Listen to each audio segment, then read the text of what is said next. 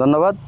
আমি গত রাতে হামচর থানা এলাকায় মোবাইল 2 ডিউটি করাকালীন সময় আমাদের মাননীয় পুলিশ সুপার মহোদয় ওয়ারলেস সেটের মাধ্যমে জানান যে সকল জেলার সকল মোবাইল টিম জরুরি ভিত্তিতে আপনারা চেকপোস্ট স্থাপন করে ঈদ উপলক্ষে আইনশৃঙ্খলা নিয়ন্ত্রণের জন্য চেকপোস্ট স্থাপন করে আইনশৃঙ্খলা নিয়ন্ত্রণ করেন। মাননীয় পুলিশ সুপার স্যারের নির্দেশক্রমে আমি আমার সঙ্গীয় ফোর্স পাঠানমোড় চরবরি ইউনিয়নের পাঠানমোড়ে ওখানে চেকপোস্ট স্থাপন করি।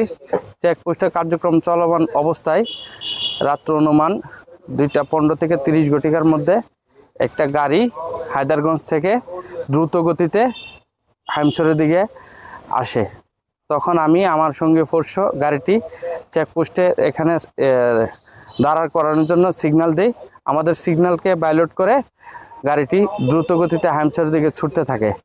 আমি তৎক্ষণাৎ আমার সঙ্গে ফোর্স আমাদের গাড়ি নিয়ে গাড়ি চোরাই গরু সহ যে গাড়িটি এটাকে আমরা ফলো করি এবং আমার অন্য আরেক টিম যে মোবাইল কিলো 22 এএসআই মুশারফকে বেতার যন্ত্র এবং মোবাইল ফোনের মাধ্যমে জানায় যে আমার চেকপোস্ট ওভারটেক করে একটা পিকআপ গাড়ি একটা গরু সহ হামচরের দিকে যাচ্ছে। আপনি আপনার চেকপোস্টে এখানে সতর্ক হন এবং গাড়িটি সামনে আসলে আটকাবেন।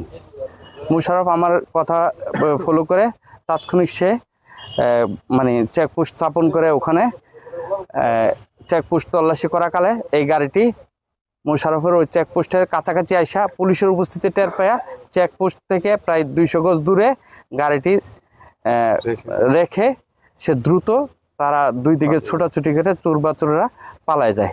তখন আমিও পিছন থেকে আসি এবং এএসআই মুশারফ আগে আসলে আমরা গাড়িটির মধ্যে গিয়ে দেখি একটা গরু বাঁধা অবস্থায় ফেলে রাখা হয়েছে। তখন গরুটার বাঁধন খুলে দিয়া উপস্থিত লোকজনের সামনে গরুটাকে জব্দ তালিকা মূল্যে জব্দ করি। প্লাস চোরাই কাজে ব্যবহৃত যে পিকআপটা আছে এটা হেফাজতে নেই এবং জব্দ তালিকা মূল্যে জব্দ করি। পরবর্তীতে উক্ত ঘটনার বিষয়ে তৎক্ষণাৎ মাননীয় অফিসার ইনচার্জ মহোদয়কে অবহিত করি। স্যারের নির্দেশে আইনগত প্রক্রিয়াধীন মামলা দেওয়ার জন্য প্রস্তুতি চলতেছে। আপনার কি গাড়ির যে বিআরটি নাম্বার গাড়ির মালিক শনাক্ত বা ড্রাইভারকে শনাক্ত করার পারছেন কি বা চোর যারা রয়েছেন তাদেরকে শনাক্ত করার পারছেন কি আপনি? এখন পর্যন্ত গাড়ির মালিক শনাক্তর জন্য বিআরটিএতে আবেদন প্রেরণ করা হয়েছে। ওখান থেকে প্রকৃত মালিকের নাম ঠিকানা পাওয়া যাবে আশা করি।